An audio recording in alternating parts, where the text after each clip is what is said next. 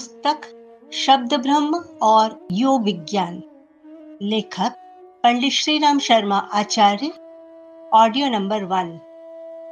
यज्ञों का महत्व बताते हुए शास्त्रकारों ने इसे देवों और मानवों में संपर्क संबंध व सहयोग के सघन सूत्र स्थापित करने वाला अमोघ उपाय कहा है।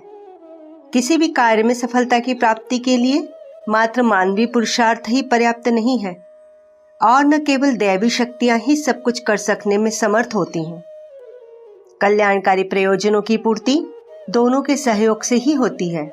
इसी रहस्य को भगवान श्री कृष्ण ने गीता में इस प्रकार व्यक्त किया है। अध्याय 3, 10 और 11वां श्लोक। सह यज्ञा प्रजहा सृष्टवा पुरोवाच प्रजापति अनेन प्रसविष्य ध्वमेश वो स्वित्वष्ट कामधुक देवान भाव्यतानेन ते देवा भाव्यन्तु वः परस्परं भाव्यन्तः श्रेयः परम वाप्यस्थ इष्टान् भोगान् हि वो देवा दास्यन्ति यज्ञ भावितः।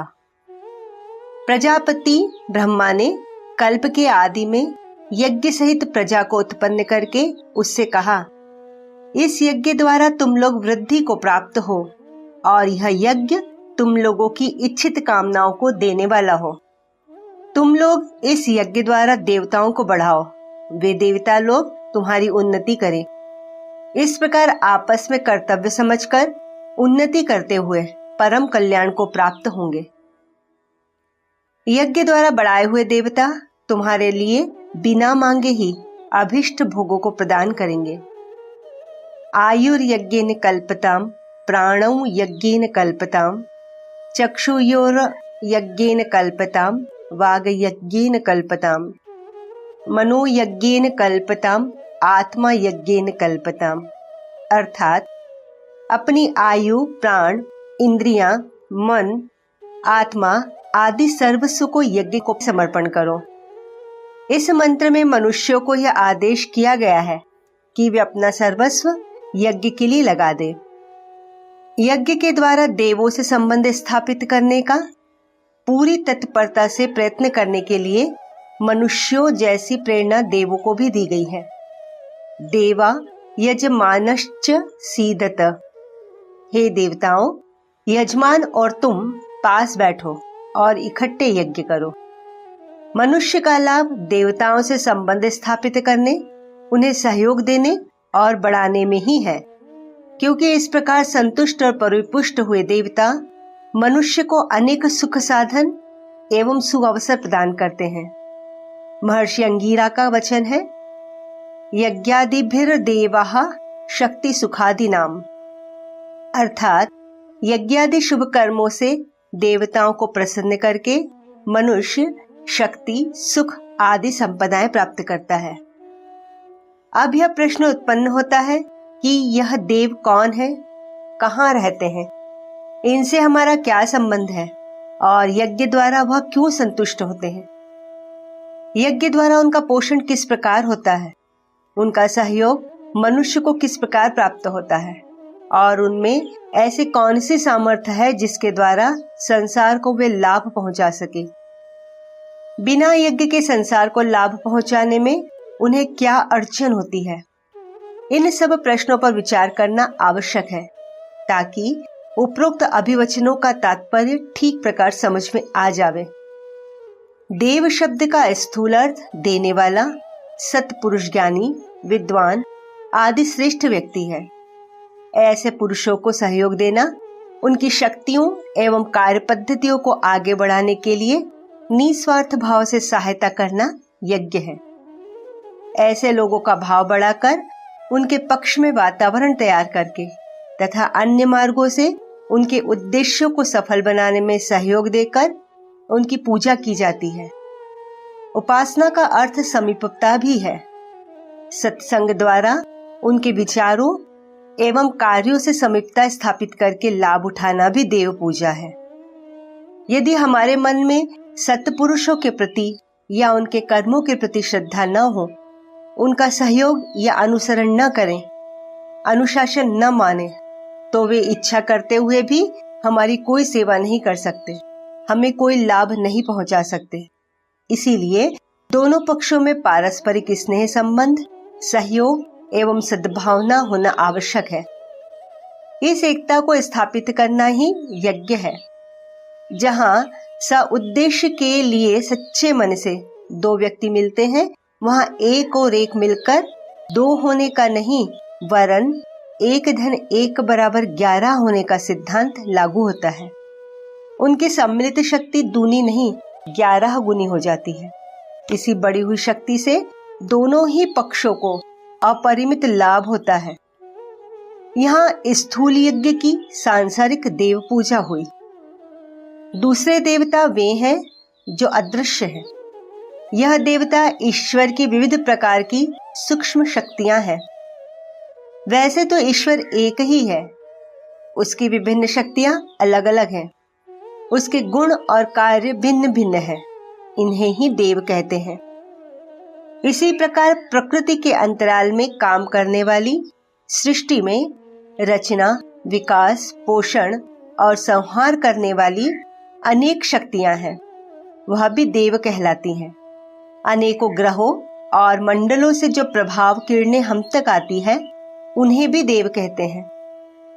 सूर्य की किरणों में जो सप्त रंग एवं विविध गुणों वाली अल्ट्रावायलेट, अल्फा, बीटा, गामा और एक्सरेस आदि धाराएं काम करती हैं, वह भी देव है। ग्रंथों में 33 कोटि देवताओं का वर्णन है। 33 प्रकार के परिचय इस प्रकार है: बसु 8, रुद्र 11, आदित्य 12, अश्विनी कुमार 1, पूषा 1। यह देव शक्तियां इस विश्व के वातावरण में नाना प्रकार के परिवर्तन, उपद्रव, उत्कर्ष उत्पन्न करती रहती हैं। देवता 33 प्रकार के, पितर 8 प्रकार के, असुर 99 प्रकार के, गंधर्व 27 प्रकार के, पवन 49 प्रकार के बताए गए हैं। यह आश्चर्य, कौतूहल एवं अविश्वास की बात नहीं है। यह भारतीय सूक्ष्म विज्ञान के चिरकालीन प्रयत्नों एवं अन्वेषण के साथ की हुई खोज है। किसी समय इन शक्तियों की भारतीयों को भली प्रकार जानकारी थी और वे उनसे लाभ उठाकर समस्त प्रकृति के स्वामी बने हुए थे। कहा जाता है कि रावण के यहाँ देवता कैद रहते थे। उसने देवों को जीत लिया था या अपने वश में कर लिया था।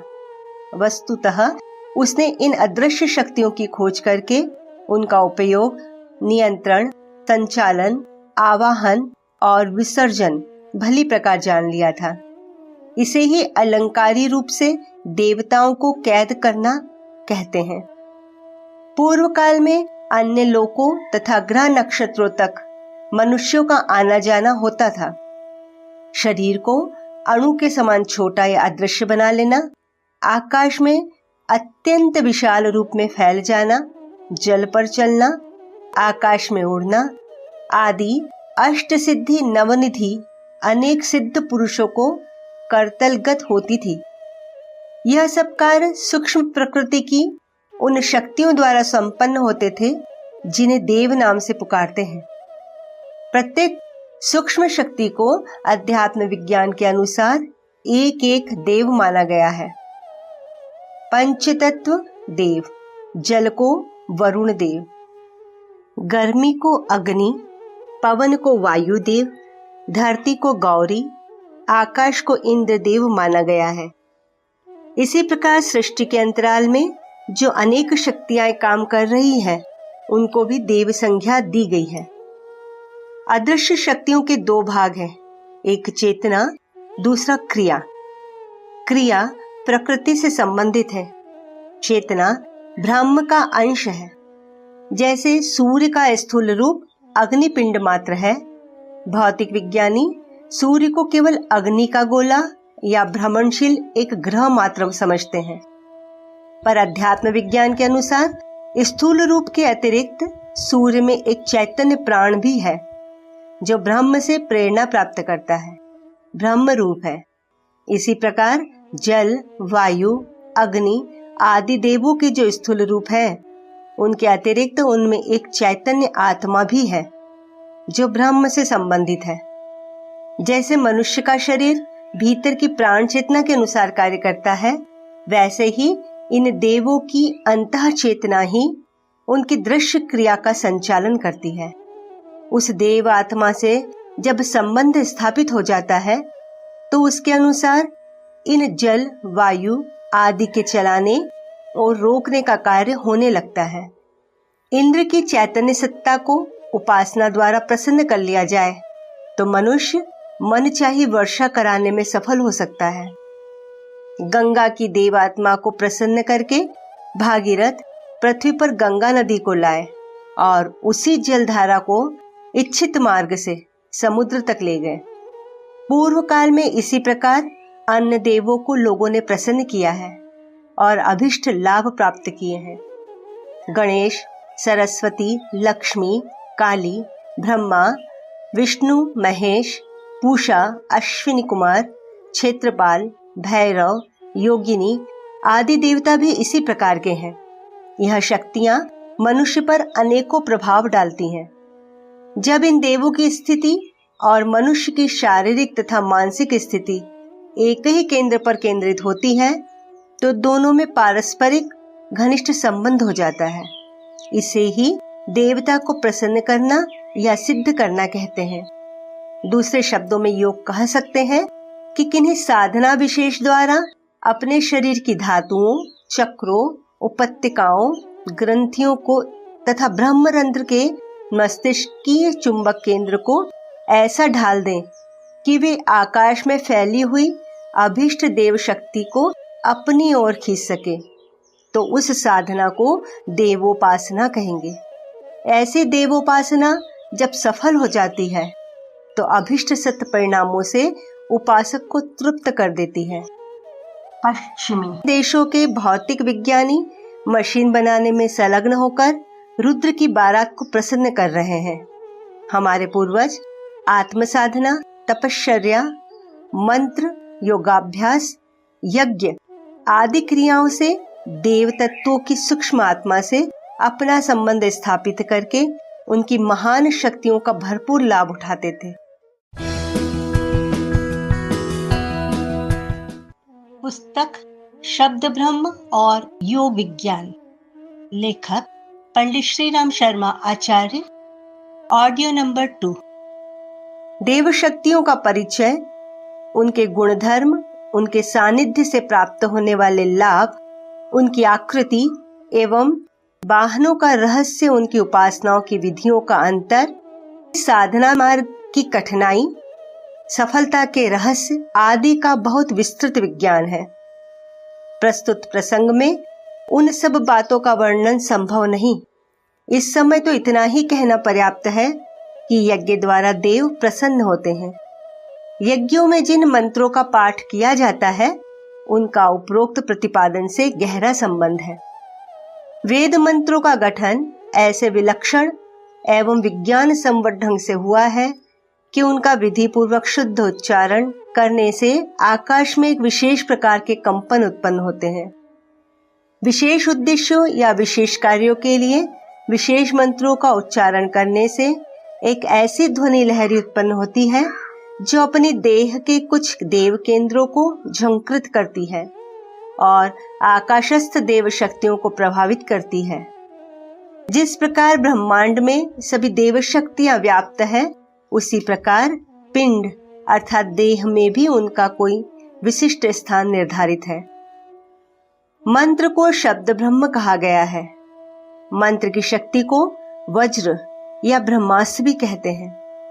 इस शक्ति का उद्भव मंत्रोच्चारण से होता है और पिंड अर्थात देहगत तथा ब्रह्मांड अर्थात आकाशगत यह देव शक्ति आपस में संबंध स्थापित करती है, परस्पर आलिंगन करती है और दोनों में सानिध्य एवं सामीप्य स्थापित होता है। यजमान और देव में संबंध स्थापित करने की महान शक्ति मौजूद है।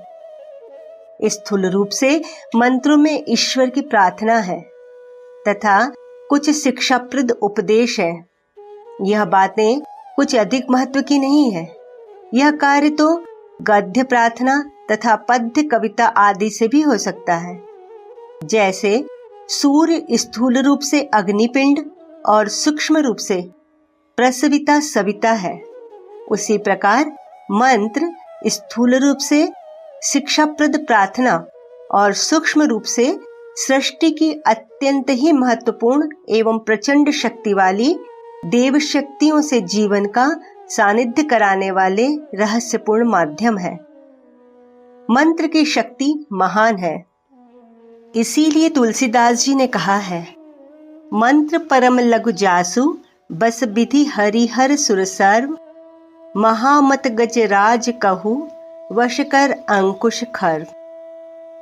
मंत्र शब्द ब्रह्म है।